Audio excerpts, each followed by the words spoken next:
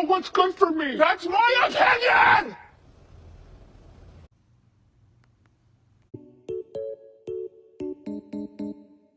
Action!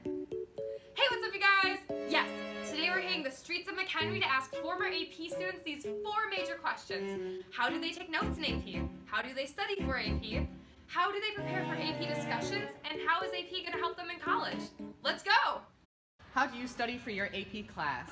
I study my AP classes by, after I do notes, I go through my notes and take the most important terms and I make note cards. I study by going over the highlighted parts of my notes and then going deeper into studying the things I'm not sure on. How do you take notes in your AP class? Well, in my AP classes, I just write down as much as possible. If like a teacher writes something on the board, write it down, because you never know if you'll need it or not. Okay, so basically what I do is after I finish note taking for a chapter, I put it into like a colored binder. What I do with that binder is I put in dividers for each chapter, so when like we have a test or a quiz coming up, I can look back at my notes. So it's a pretty good way to do things. So usually I buy the book that we're using off like Amazon or something, and then I highlight in it what I'm gonna write down in my notes or like annotate in the book.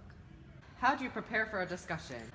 In AP, I prepare for a discussion by finding like evidence how to like further my point, and then I come up with counter arguments and then find like evidence to refute those arguments. And then practicing in front of a mirror with a friend with arguments and counterpoints. How do you plan to use AP in college? I plan on using AP in college by using my credits to get ahead in my course load.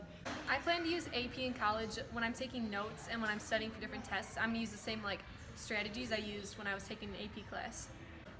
So AP is going to help me a lot with the credits that I'm hopefully going to earn and help me get into college. And also once I'm in college, it'll help me there too. Like the lessons that I've learned and all of the things. What does AP stand for? Awesome people!